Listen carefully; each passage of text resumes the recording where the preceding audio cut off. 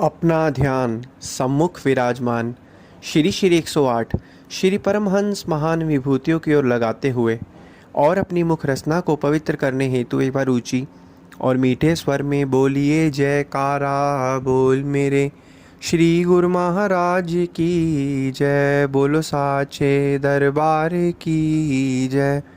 बोलो श्री सतगुरुदेव भगवान की जय।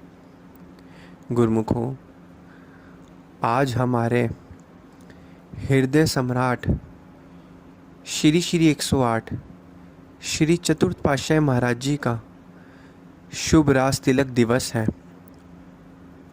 आप सभी गुरुमुखों को शुभ रास तिलक के दिवस की हार्दिक शुभकामनाएं। बोलो जयकारा बोल मेरे श्री गुरु महाराज की जय। बोलो साचे दरबार की जय। बोलो श्री सतगुरुदेव भगवान की जय। गुरुमुखों, श्री चतुर्थ पातशाही महाराज जी अपने आप में एक मिसाल थे। उन्होंने हम जैसे जीवों को, आप जैसे जीवों को भक्ति करना सिखाया, सेवा में कैसे संलग्न रहना है वो बताया, हमेशा किस तरीके से श्री आज्ञा और मौज में चलना और भजन अभ्यास करते रहना और अपने गुरु की आज्ञा और मौज में चलना हमें वो सिखाया।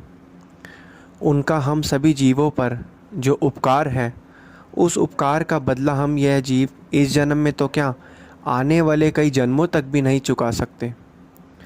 श्री सतगुरुदेव महाराज जी ने हम जीवों को जो नाम बख्शा है, वो किस लिए बख्शा है? ताकि हम उस नाम का अभ्यास करके, नाम को जप के अपनी इस आत्मा का कल्याण कर पाए। श्री सतगुरुदेव महाराज जी, श्री चतुर्थ पातशाही महाराज जी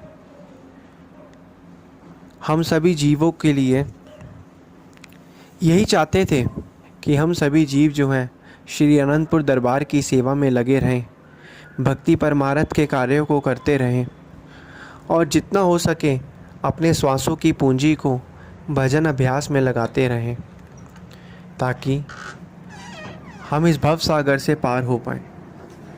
क्योंकि जीव का असली मकसद जो है, इस धराधाम पर आने का, भक्ति परमार्थ का कार्य करने का ही जीव का असली मकसद है, जिसको यह जीव जो है भूल चुका है। लेकिन वक़्त के संत महापुरुष इस धराधाम पर अवतरित होते हैं जीव को यह बताने के लिए कि जीव, तुझे यह जो विशेष मानुष तन मिला है, यह तन तू संसार की चीज़ों के और मोह माया के बंधनों में फंसाकर मत नष्ट कर। इसको गुरु की आज्ञा और मौज में लगा, उनके बताए गए नियमों की पालना कर, जिससे तू भव सागर से पार हो जाएगा और जो जीवन सुख और शांति में जीने के लिए मिला था, वह जीवन उसी तरीके से जी। श्री सतगुरुदेव महाराज जी ने अपने समय में सेवा पर बहुत जोर दिया था। उन्होंने यह भी प्रवचन फरमाए कि कुदरत किसी की मां नहीं लगी है, आप सभी को सेवा ही करनी है, आत्मा का कल्याण खुद ही करना पड़ेगा, आप सभी को खुद ही कर्म करना पड़ेगा। इस दुनिया में जितने भी जीव हैं, सभी को अपने लिए कर्म करना ही पड़ेगा। एक बार की बात है, श्री आनंदसर में सेवा चल रही थी। उस समय श्री चतुर्थ पातशाही महाराज जी सेवा में लीन थे।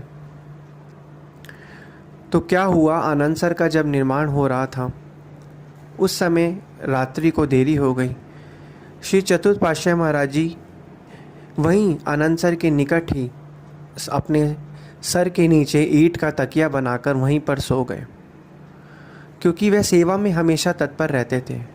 और आज देखो गुरुमुखों, आज हम जब श्री अनंतपुर दरबार जाते हैं तो श्री चतुर्थ पातशाही महाराज जी के सिंहासन पर तकियों की कमी ही नहीं होती, क्योंकि श्री सतगुरुदेव महाराज जी का जब हम आज दर्शन दीदार भी करते हैं, हमें अंदर से ही खुशी और एक शांति वाला अनुभव मिलता है। ऐसा क्यों? क्योंकि महापुरुषों की जो वचन होते हैं, महापुरुषों की जो क्रियाकलाप होती है, उनके जो वचन होते हैं वो दूरदर्गाही प्रवचन होते हैं। उनके एक एक वचन में गहरा राज छुपा होता है। तो इसलिए गुरुमुखों, श्री सद्गुरुदेव महाराज जी, श्री चतुर्थ पातशाह महाराज जी की हम जितनी भी लीलाएं श्रवण करें उतनी कम है।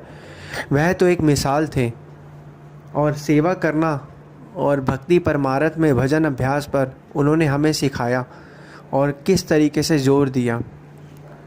उनके द्वारा और उन हम पर जो एहसान हुए हैं, उन एहसान का बदला हम ये जीव इस जन्म में तो क्या, आने वाले कई जन्मों में भी नहीं चुका सकते।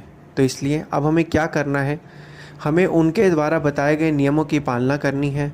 भजन अभ्यास, भक्ति, सेवा और भजन सुमिरन में मन लगाना है, क्योंकि वह तभी प्रसन्न होंगे जब हम उनके द्वारा बताए गए नियमों पर चलेंगे। अगर हम नियमों पर अमल ही नहीं करेंगे तो फिर हम उनकी प्रसन्नता को भी प्राप्त नहीं कर पाएंगे। तो इसलिए गुरुमुखों, पांचों नियम की पालना करनी है, भजन बंदगी में ध्यान लगाना है। श्री सद्गुरुदेव महाराज जी ने हमें जो 5 नियम बताए हैं, उसकी पालना के साथ साथ हमें दिन में भजन अभ्यास का भी नियम बनाना है। भजन अभ्यास पे श्री सद्गुरुदेव महाराज जी, चतुर्थ पातशाह महाराज जी ने क्यों जोर दिया?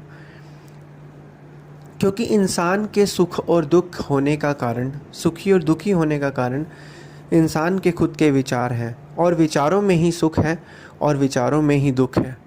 जो इंसान किसी नकारात्मक या जो उसे परेशान करने वाले विचार से जुड़ता है तो वह हमेशा दुखी ही रहता है, और जो इंसान सकारात्मकता, सुख देने वाले विचारों से जुड़ता है वह हमेशा सुखी ही रहता है। अभी आपको देखना है, सुखी वाले विचारों से जुड़ना है या दुख वाले विचारों से जुड़ना है। अभी संसार में आम मनुष्य के हिसाब से सुख वाले विचार तो वह हैं कि काम धंधा करना, पैसा कमाना, लेकिन असल में देखा जाए यह सब विचार सिर्फ कुछ समय के लिए ही सुख देते हैं। यह कोई शाश्वत सुख नहीं है। असली सुख वाले विचार तो हैं श्री सद्गुरुदेव महाराज जी के ध्यान का विचार, उनके द्वारा बताए गए नियमों की पालना का विचार, भजन सुमिरन का विचार। जितना हम इन विचारों को अपने हृदय के अंदर, मन के अंदर डालते रहेंगे, उतना मन के अंदर से मलिन और पुराने विचार जो हैं वो जाते रहेंगे। तभी तो संत महापुरुष फरमाते हैं, कबीर कलह और कल्पना सब सत्संगत से जाए, दुख वहाँ से भागा फिरे सुख में जा समाए। कि जितनी भी कलह कल्पना मन के अंदर चलती है वो क्यों चलती है? क्योंकि मन खाली घूम रहा होता है। जब उस खाली जगह पर आप अच्छे विचार, भक्ति रूपी विचार डाल दोगे तो कलह कल्पना तो आना अपने आप ही बंद हो जाएगी। तो इसलिए गुरुमुखों, हमें क्या करना है, हमें जितना हो सके अपने मन के अंदर रोज़ भक्ति भाव वाले विचारों को बार बार सोचना है। जब एक विचार बार बार क्यों चलता है? क्योंकि हम उसको बार बार सोचते हैं। और आप बार बार सुख वाले विचारों को सोचोगे और भक्ति वाले तो अपने आप ही मन को आदत पड़ जाएगी फिर वो विचारों को सोचने की। तो इसलिए श्री सद्गुरुदेव महाराज जी का ध्यान करना है, उनके द्वारा बताए गए नियमों पर चलना है। एक बार फिर से सभी गुरुमुखों को आज श्री चतुर्थ पातशाह महाराज जी के शुभ रास तिलक दिवस जी की हार्दिक शुभकामनाएं। बोलो जयकारा बोल मेरे श्री गुरु महाराज की जय। बोलो श्री सद्गुरुदेव भगवान की जय।